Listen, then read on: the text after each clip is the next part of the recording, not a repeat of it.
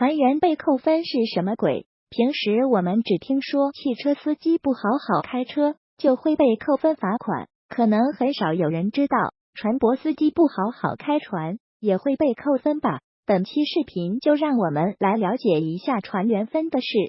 据新华社南宁7月7日电，记者徐海涛，记者从广西北海海事部门了解到，近日一艘船舶在北海斜阳岛附近海域受风浪影响遇险，并导致船上一人落水，请求救助。北海海上搜救中心接警，立即组织开展搜救行动，并与距离遇险船舶位置最近的一艘轮船取得联系，协调其驶往指定海域搜救落水人员，但该轮船值班驾驶员无视北海海上搜救中心指令，拒不履行救助义务。事后，海事部门依法对涉事值班驾驶员进行了处罚。据通报，上述轮船未参与搜救行动后，北海海上搜救中心继续紧急寻找遇险海域附近船舶，与新田13轮取得联系。该轮船快速反应，调转船头向遇险位置开去，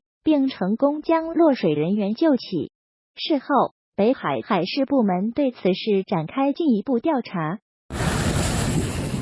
浪太大喽，浪太大哦。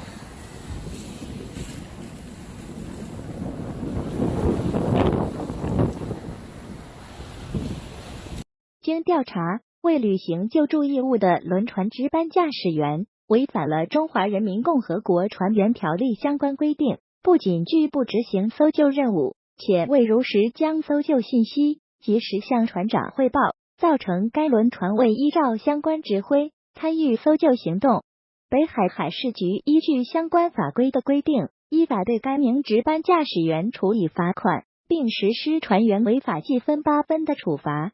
对积极参与搜救行动的新田13轮，北海海上搜救中心办公室向其发出了表扬信，并将依据北海市海上搜救奖励补偿办法的相关规定，将该船纳入2021年北海市海上搜救奖励和补偿名单。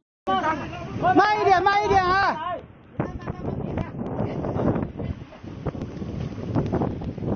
绳子绑住啊！你用这个绳子绑住你身体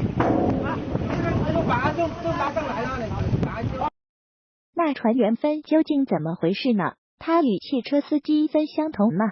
其实，开车违章会被扣分，在水上跑船的船员违法也将面临扣分的处罚。不同的是，机动车驾驶员一个记分周期只有12分可扣，而根据《中华人民共和国船员违法记分办法》规定，船员一个记分周期有15分，一个公历年为一个记分周期，自每年1月1日始至12月31日止。根据船员违法行为的严重程度，一次船员违法记分的分值为15分、8分、4分、2分、1分5种。一名船员在1年内累计记分达到15分的，将被扣留其船员适任证书，参加为期5天的法规培训，并进行相应的考试。所以我们想提醒广大船员，出行一定要牢记法律法规和人道主义，切不可自立自立，而藐视国法和他人生命。出海在外，